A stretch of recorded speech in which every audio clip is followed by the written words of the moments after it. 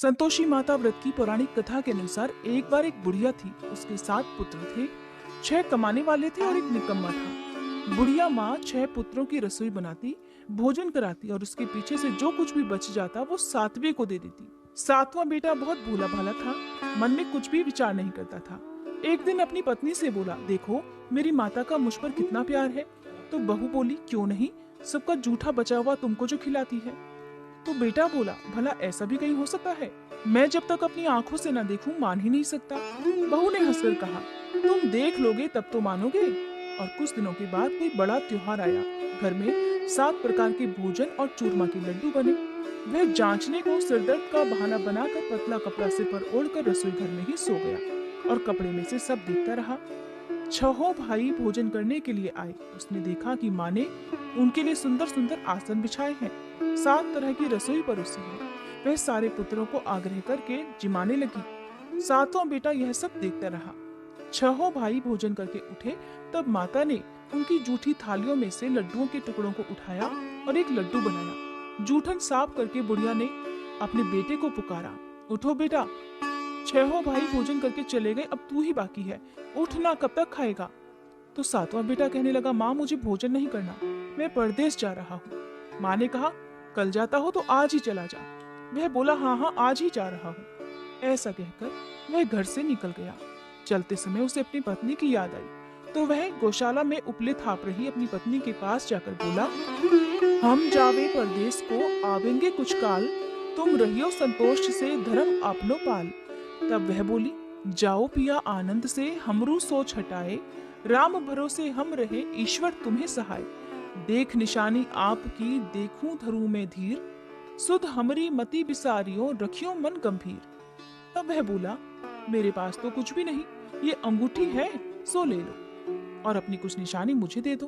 तो पत्नी बोली, मेरे पास क्या है, ये गोबर भरा हाथ है। ऐसा कहकर उसकी पीठ में गोबर के हाथ की थाप उसने लगा दी और 7वां बेटा चल दिया। चलते चलते दूर देश में जा पहुंचा। वहां पर एक साहूकार की दुकान थी जिसे एक नौकर की जरूरत थी। तब वह उस लड़के से बोला कि तुम मेरे वहां रह लो।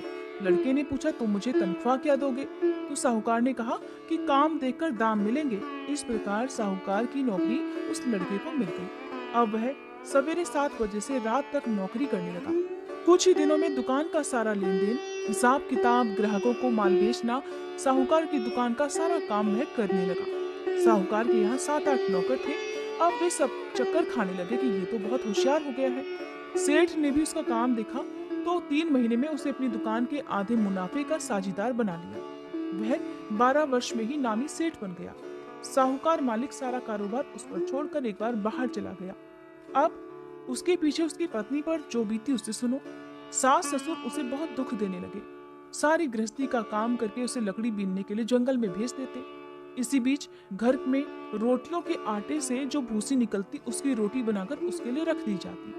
फूटे नारियल के खोपरे में पानी भर दिया जाता। इस तरह उसके दिन बीत रहे थे। एक दिन छोटी बहू लकड़ी लेने जा रही थी कि रास्ते में बहुत सी महिलाएं संतोषी माता का व्रत करती दिखाई दी। वह वहां खड़ी होकर कथा सुनकर बोली कि बहन, तुम यह किस देवता का व्रत कर रही हो और इसे करने से क्या फल मिलता है? इस व्रत के करने की क्या विधि है? अगर तुम अपने व्रत का विधान मुझे समझाकर कहोगी तो मैं तुम्हारा बड़ा एहसान मानूंगी। तब उनमें से एक स्त्री बोली कि सुनो बहन, ये संतोषी माता का व्रत है। इसके करने से निर्धनता दरिद्रता का नाश हो जाता है, घर में लक्ष्मी जी आती है, मन की चिंता दूर हो जाती है, घर में सुख होने से मन को प्रसन्नता और शांति मिलती है, निसंतानों को संतान मिलती है, पति यदि बाहर गया हो तो जल्दी वापस आ जाता है, कुंवारी कन्या को अच्छा वर मिलता है, राज द्वारे में बहुत दिनों से मुकदमा चलता हो तो खत्म हो जाता है, सभी तरह की सुख शांति होती है, घर में धन जमा होकर पैसा जायदाद का लाभ होता है, रोग दूर हो जाता है और जो कुछ भी मन में कामना हो वह सब इस व्रत की कृपा से पूरी हो जाती है। इसमें बिल्कुल भी संदेह नहीं। तो वह पूछने लगी कि बहन, ये व्रत कैसे किया जाता है, ये भी बताओ तो बड़ी कृपा होगी। तब वह स्त्री कहने लगी, 1.25 रुपए का गुड़ चना लेना, इच्छा हो तो 5.25 रुपए का लेना या 11.25 का भी ले सकती हो। बिना परेशानी, श्रद्धा और प्रेम से जितना बन सके सवाया लेना। 1.25 रुपए से 5.25 रुपए और इससे भी ज्यादा शक्ति और भक्ति के अनुसार लेना। हर शुक्रवार को निराहार रहकर कथा कहना सुनना। इसके बीच में क्रम टूटे नहीं, लगातार नियम का पालन करना। सुनने वाला कोई ना मिले तो घी का दीपक जलाकर उसके आगे जल के पात्र को रखकर अपनी कथा कहना, परंतु नियम नहीं टूटना चाहिए। जब तक कि मनोकामना पूर्ण ना हो जाए नियम का पालन करना, और मनोकामना पूर्ण हो जाने पर ही व्रत का उद्यापन करना, बीच में मत करना। उद्यापन में 2.5 सेर आटे का खाजा और इसी हिसाब से खीर और चने का साग बनाना, 8 लड़कों को भोजन कराना, जहां तक मिले देवर जेठ भाई बंधु या परिवार के लड़के को ही लेना, ना मिले तो रिश्तेदार और पड़ोसियों के लड़के बुलवाना, उन्हें भोजन कराना, यथाशक्ति दक्षिणा देकर माता का नियम पूरा करना। उस दिन घर में कोई खटाई न खाए। यह सुनकर छोटी बहू वापस घर को चल दी। रास्ते में लकड़ी के बोझ को बेच दिया और उन पैसों से गुड़ और चना लेकर संतोषी माता के व्रत की तैयारी करके आगे चली। सामने मंदिर देखकर पूछने लगी, ये मंदिर किसका है? सब कहने लगे, संतोषी माता का मंदिर है। यह सुनकर माता के मंदिर में जाकर वह माता के चरणों में लौटने लगी। दीन होकर विनती करने लगी कि माँ, मैं तो निपट मूर्ख हूँ, व्रत के कुछ भी नियम नहीं जानती, मैं बहुत दुखी हूँ माँ। हे माँ जगत जननी, मेरा दुख दूर करो, मैं तुम्हारी शरण में हूँ। उसकी दयनीय दशा को देखकर संतोषी माता को उस पर दया आ गई। एक शुक्रवार बीता ही था कि दूसरे शुक्रवार को ही उसके पति का पत्र आ गया और तीसरे को उसका भेजा हुआ पैसा भी आ पहुंचा। ये देखकर जेठानी मुंह सिकोड़ने लगी कि इतने दिनों में पैसा आया है तो इसमें क्या बढ़ाई है। लड़के ताने देने लगे कि काकी के पास अब पत्र आने लगे, रुपया आने लगा, अब तो काकी की खातिर बढ़ेगी, अब तो काकी बुलाने से भी नहीं बोलेगी।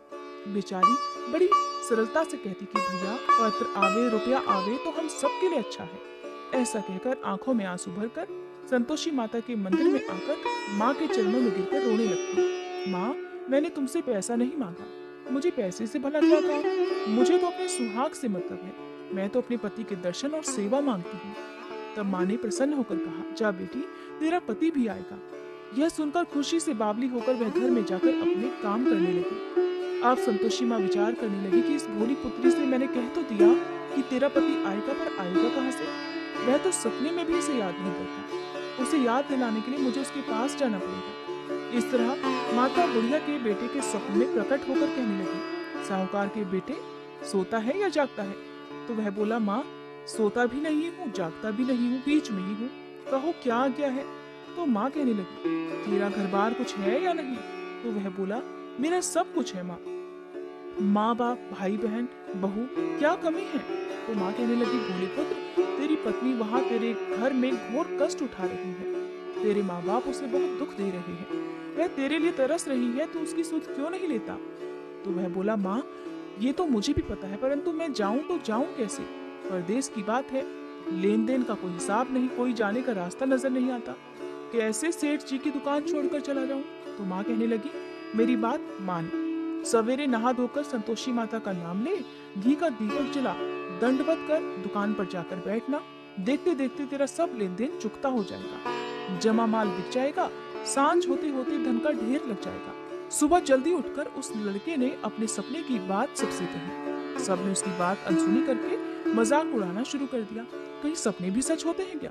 तब एक बूढ़ा बोला, देख भाई, मेरी बात मान, इस प्रकार साच झूठ करने के बदले देवता ने जैसा कहा है वैसा ही करने में तेरा क्या जाता है? सपने की बात मान, स्नान कर, संतोषी माता को दंडवत प्रणाम कर, घी का दीपक जला और दुकान पर बैठ जा।